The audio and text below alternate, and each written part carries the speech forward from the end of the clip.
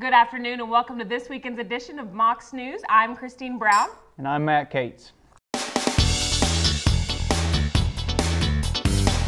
SGA had one of their first controversial votes to a bill in Tuesday's meeting that set the table for an unforeseen turn of events. The Social Issues Committee and SGA pride themselves in bringing together the campus in a new light regardless of skin color, sexual orientation, race, gender, religion, and so much more. One thing they wanted to change this year was their name, Social Issues Committee. In Tuesday's meeting, a bill was put before the Senate to change the name to Social Issues, Equity, and Diversity. And my first year, I found it very difficult to kind of pinpoint what the committee should be doing. Social issues is a very ambiguous term, and our Constitution doesn't really define what that looks like. And so towards the end of my last term as Social Issues Chair, I started asking some professionals in the university what this committee should do and started getting some student feedback.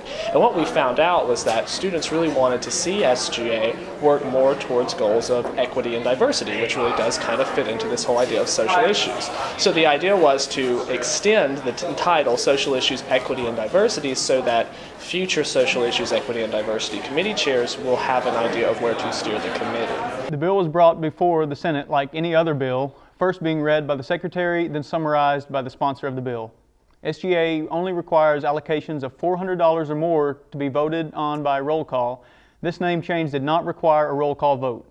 A few senators requested that this bill be voted on by roll call without any explanation during the SGA meeting, catching all members off guard. And the committee chair did not consult with us about the name change, and also I feel the name change is kind of redundant, and they kind of just pushed it through without asking, going over any questions like, okay, we like this, but it's really also, I also feel that it takes away some of the objectivity of social issues. Social issues means we address issues that concern the student body, or our students are concerned with, while saying equality and diversity basically says we are already taking a stance on these issues, that we support a line of reasoning that a lot of students may not agree with, or a large portion of our students may not agree with.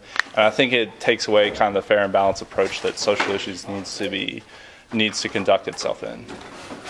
The vote ended up passing with 23 voting in favor of the bill, 4 voting against the bill, and 4 abstentions.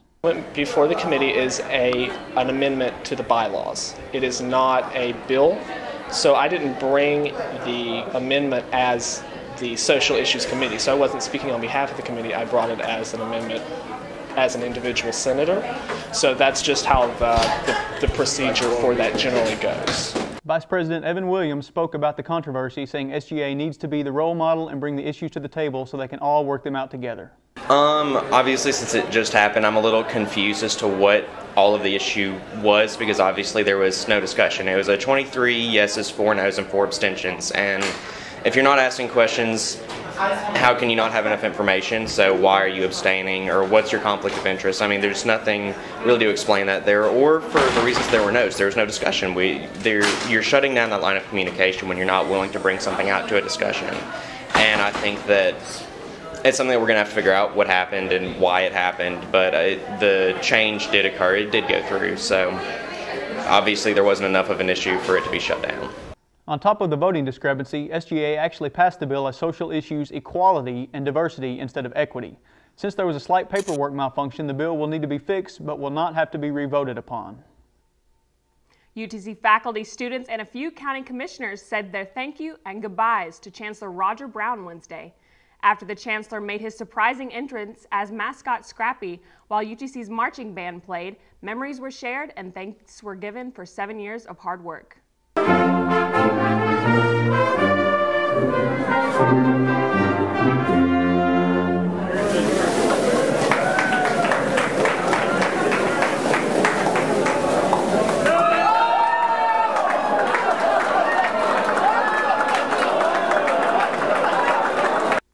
Bradley Bell, SGA president, announced the dedication of the new student park to Chancellor Brown in honor of all his accomplishments at this school. Be it resolved by the Student Senate at the University of Tennessee at Chattanooga that upon completion of the new student park, it shall be named Brown-Thompson Student Park.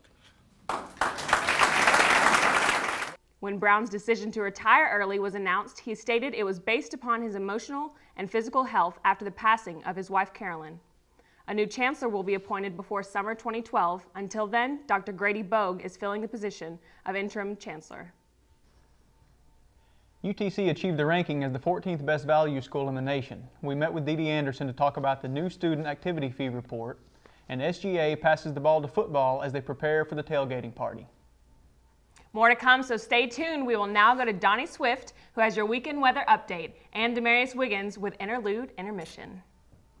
Good afternoon, UTC Mocs. I'm Donnie Swift here with your weather wrap-up for this week. This week we've seen cool temperatures, talking about highs in the mid to upper 60s, and those temperatures are not going anywhere anytime soon. Today's high, we're looking at a high of only 69 degrees with clouds in our area, a few passing clouds, not too much in the way of sunshine though. Then for your weekend forecast, we're talking about highs not going anywhere, high of 68 degrees for your Saturday with mostly sunny skies. A few clouds will be still in the area. Then we're talking about Sunday, only a high of 70 degrees. So it's pleasant on that day. And so I'm saying that if you want to get out there and go in the park or whatever, take your kids out. It's a nice day. Enjoy that day. Then for your Monday, we're talking about sunshine does return, but with a few passing clouds also in the area. Not too much in the way of sunshine, but we're talking about pleasant temperatures.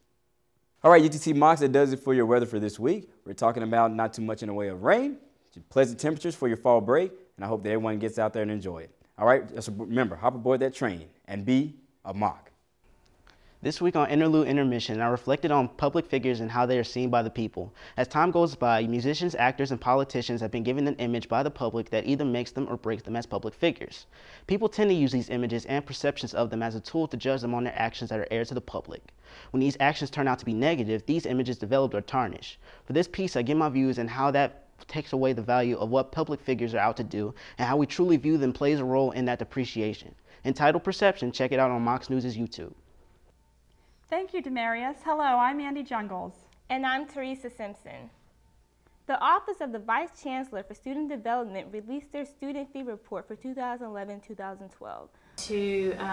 For student organizations and student programming, it's monies to benefit the students outside the classroom. So it's providing activities, services, social events outside the classroom, and to help student organizations. Among one of the notable changes in the student fee budget is the athletics budget being cut in half. There is now a separate athletics fee, so more money will be available for students' organizations through the activities fee. The reason why we separated the two is because we wanted to really be able to show students where their money was going. And so it more accurately reflects what we're doing, because it was somewhat misleading, we felt, to say we have a student activity fee, but then a portion of it goes to athletics. And in this way, the athletic fee is now based on student enrollment, so they'll actually benefit from that as well as before they had a set amount.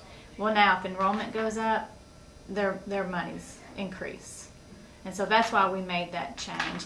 And then it also helped us with student activities, because then it gave us extra money, so we could do a lot of different things with student organizations and student activities now with that money.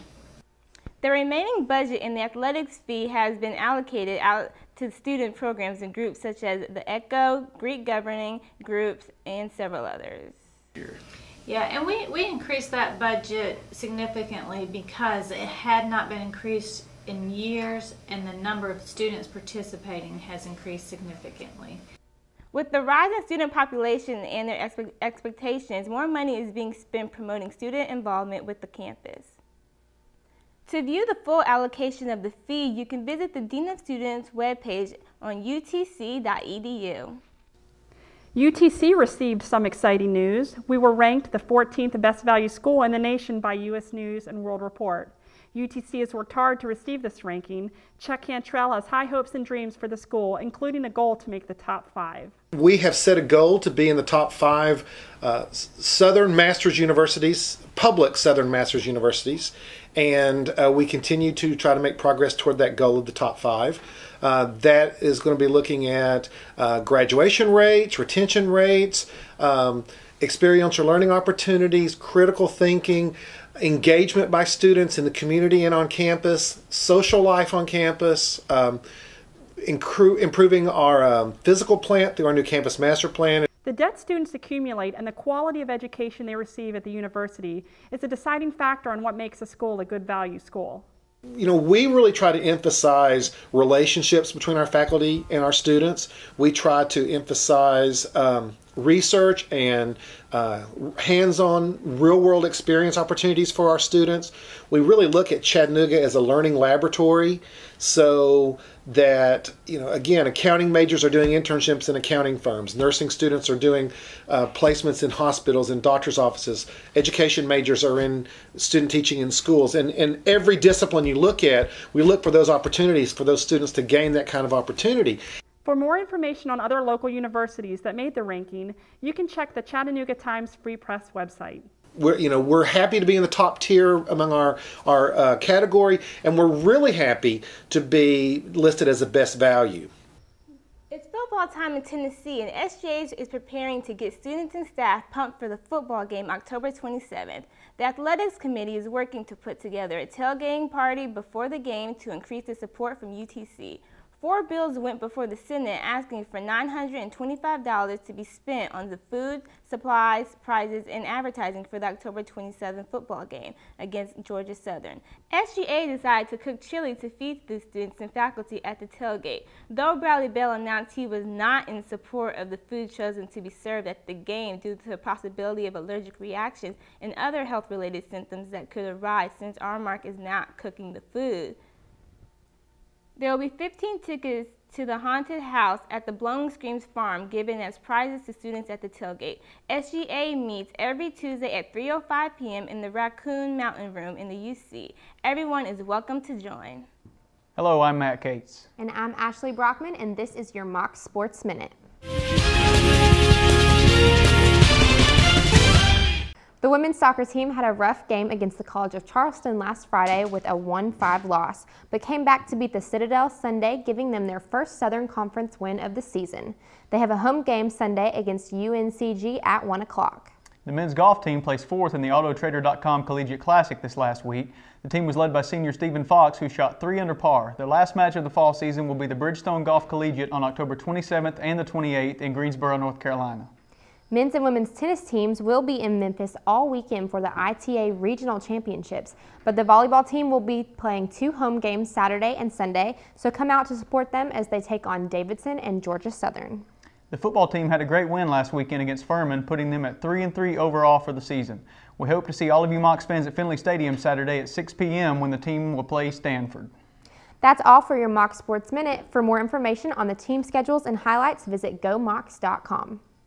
That does it for this weekend's Mocs News. Thank you for joining us, and be sure to check out our videos uploaded throughout the week to YouTube. We now are on the Housing Channel 98 and Cable Channel 3. So tune in. Until next time, have a great fall break from all of us at Mocs News.